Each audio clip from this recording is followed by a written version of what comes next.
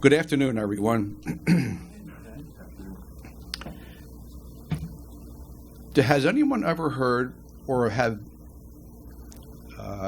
any group, a group like any Church of God group, which would be either United, this group, or any other group? Have you ever heard anyone say, "Who are these people?"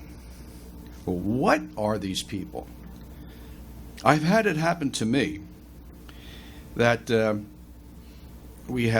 I knew someone who was a young gal, and she was in our home, and her boyfriend wanted to come and pick her up, and it was a Sabbath, and so I said to her, I says, "Not on the Sabbath."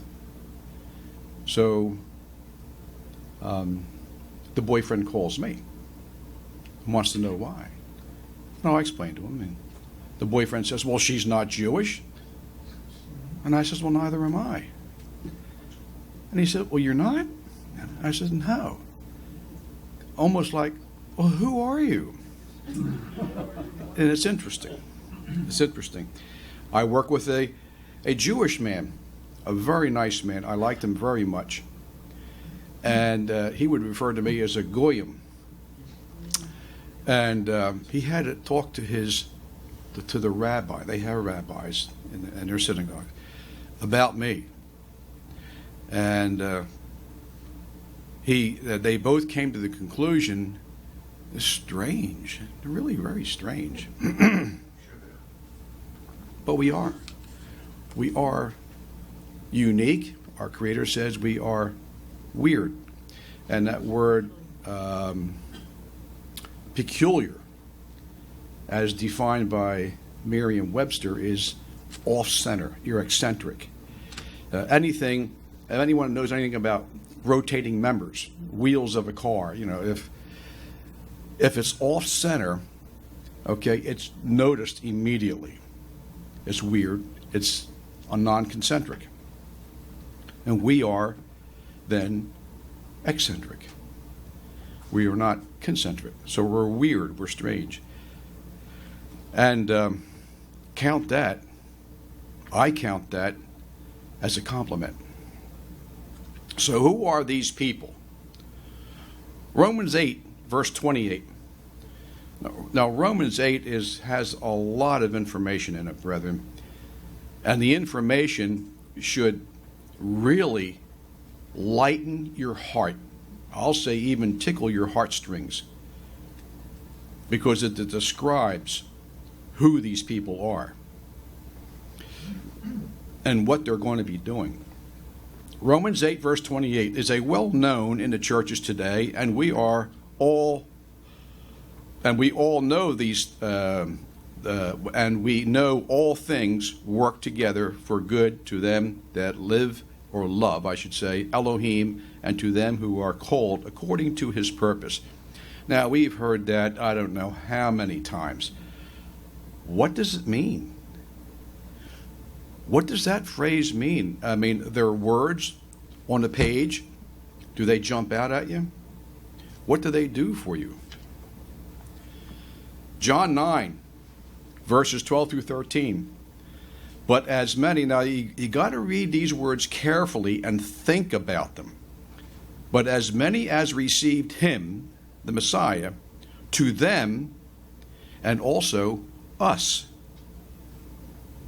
not by default, but by continuation of the same promises that were given to John, the apostles, Paul, because we learn of these things by their teaching, and the Messiah even said so. There's going to be many. And he told that to Thomas. Man, you believe because you see me. You can touch. There will be those who will never see me in this life, and they're going to believe.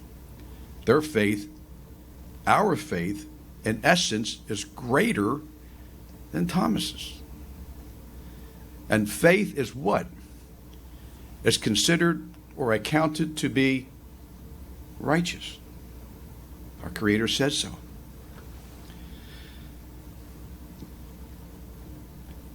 But as many as received him, the Messiah, to them and us, he gave the power or the authority to become the sons of Elohim, even to them that believe on his name, who were not born of blood, or bloodline if you want, whatever word you want to put in there, nor of the will of the flesh, okay, nor of the will of man, but of Elohim. Brethren, and as we go on, we'll find out what this means, but I'll give you a little hint. Our parents and grandparents and great-great-parents, all the way back, were manipulated. They were manipulated by our Creator so that we and the children back would come into fruition, would be born. And as we go on, we'll see. At the exact moment in history, place and time, we were conceived in the womb of our mothers by his will. He knows who we are. Exactly who we are. Every hair on our head, every bone in our body, and every cell that's in there. Psalm 139, verse 13. King David wrote, "For you have possessed my reins." That word reins is a skeletal structure, the frame of the body. "Thou hast covered me in my mother's womb." What was he covered with? Sinew, skin, organs, tissue. "I will praise thee, for I am fearfully and wonderfully made. Marvelous are thy works, and that my soul, his very life, his intelligence, his being, his understanding, knows right well who he is." Romans 8, verse 29. "For whom he did foreknow, he also predestinate to be conformed," and this is the reason why, "to be conformed to the image of his Son, that he," the Messiah, "might be the firstborn among many brethren." The many brethren are not by accident. This is not by accident. Strong's foreknow, to know beforehand, to choose beforehand. Beforehand what?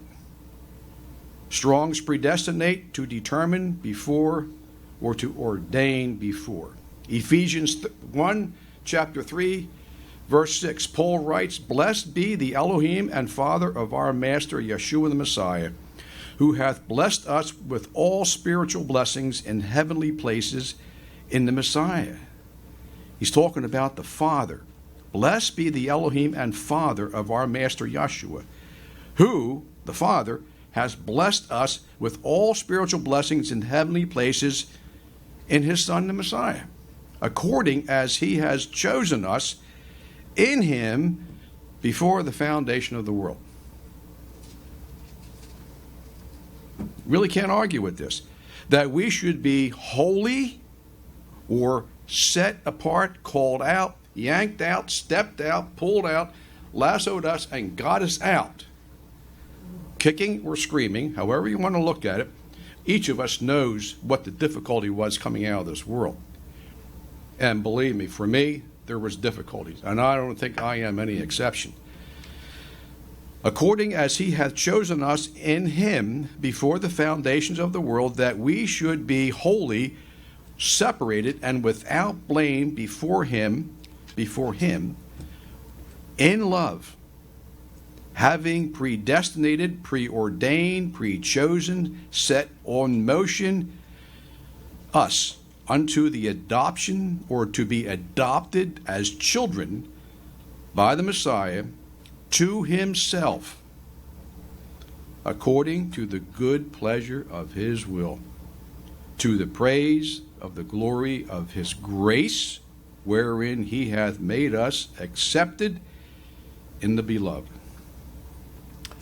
His good will. That's absolutely amazing.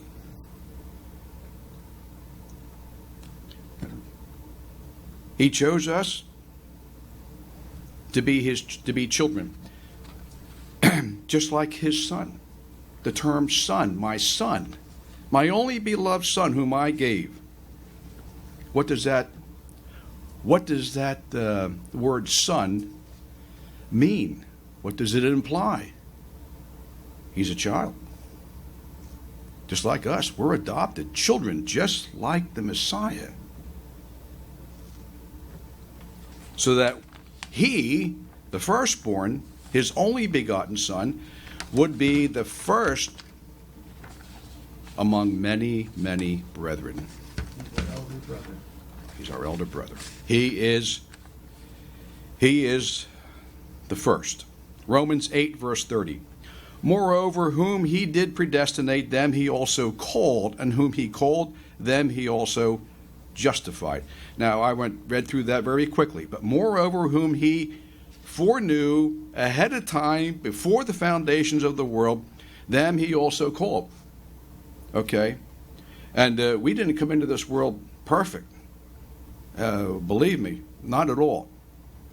But he called us out. And he knew he was going to do that.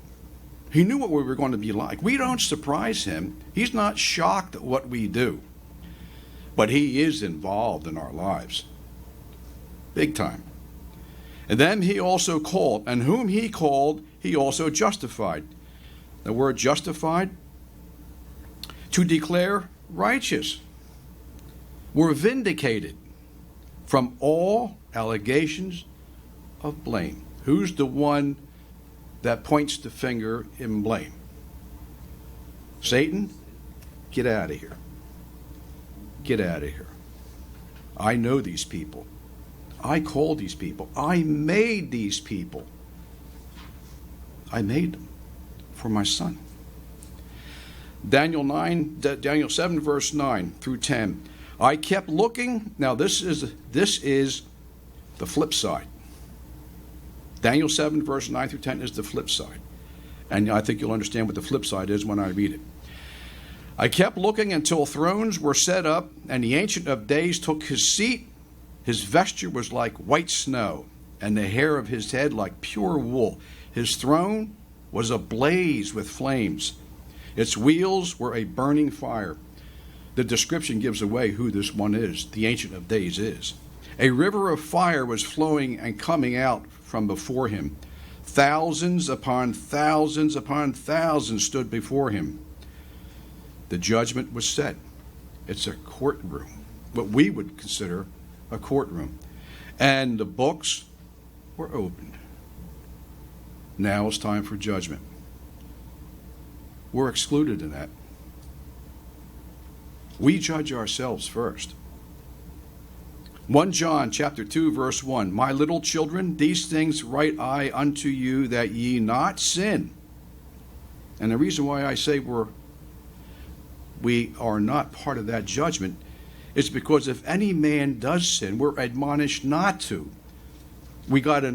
I got us involved in this here Mamma Mia the other night. Okay, and that's how sin works in. It gets in here. Try getting it out. Try getting it out by yourself. Anyway, that we not sin. So we need to avoid all that stuff. If any man sin, we have an advocate with the Father, the Messiah Yahshua. The NIV translates to one who speaks in our defense. What will be, in a modern vernacular, what will we call him? Our defense attorney. Remember the Dream Team, a couple of the Dream Team lawyers? I think Mr. Simpson, O.J. Simpson, had a Dream Team. And can you imagine having an attorney called the Messiah? Yeah. Talk about a dream. He's not a team. He's a one-man army, if you want to call that. But he is our defense attorney. Romans 8, verse 30 continues. And whom he justified, them he also glorified. So we've been justified. This is a continuation of Romans 8:30. We've been justified. What's that mean? We're vindicated. We're not guilty. Okay. Does anybody ever get the inklings that you can't do this? I mean, look at yourself. You really think that our Creator or quote God is going to accept you? You're just a piece of trash. I know who you are. I know how to push all your buttons. Don't fall for that. Don't fall. That's called a scam. Whom he justified, he also glorified. Strong's glorified to give praise and honor to. I used to wonder, glorified. I mean, am I going to have light streams of light coming out of my head or something? Yeah. It's a place of honor. It's a place of honor. Kings, priests. So anyway, Merriam-Webster says, glorify, to cause, to be, or seen to be better than the actual condition. To be seen or to be made better than the original, the actual condition. Another good point to notice when we read this is all these attributes are listed in the past tense. The Creator is not on a linear timeline. Past tense. We are already known. The bill is paid. Okay? The door's open, and at the right time, we go through. You can't buy this. You can't get this anywhere. He has foreknown us. It is his good pleasure. It's all that it is. It's his good pleasure.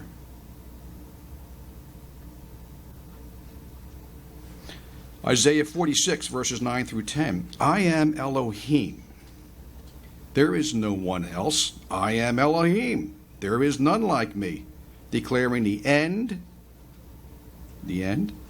from the beginning, and from ancient times to the things that are not yet done. He knows the end, but that hasn't come yet. But he knows what it's going to be like. Of course, he's the one that's going to be doing it. Romans 8, verse 31, what shall we say then to these things? If Elohim is for us, who can be against us?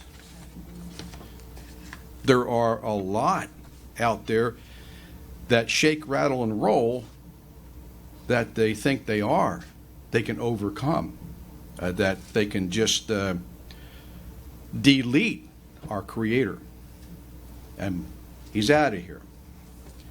But that's not so. They have no idea who they're dealing with.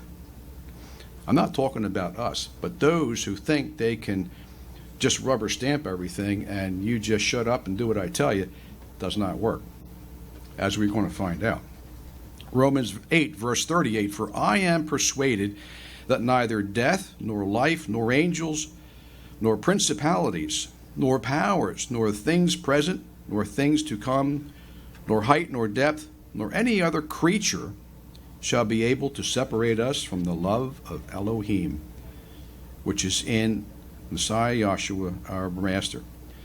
The love of our Father. He so loved the world that he gave his only Son thousands of years ago so that we might be saved. Now, in our persecution, I can't say persecution is difficult right now.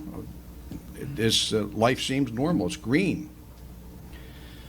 But it may very well be 6 months, a year, 2 years, maybe the next generation. I don't know. But things are going to get difficult. So it begs the next question. Does the Master take seriously how his people are treated? Can we pull up any chapters and verses about that? How about Isaiah 3, verse 15? What do you mean that you beat my people to pieces and grind the faces of the poor, saith the Master Elohim of hosts? So, answers are going to have to be given. Who do you think you are to beat my people and grind the face of the poor? John 10, verses 28 and 29. I like this verse. John chapter 10, verses 28 and 29.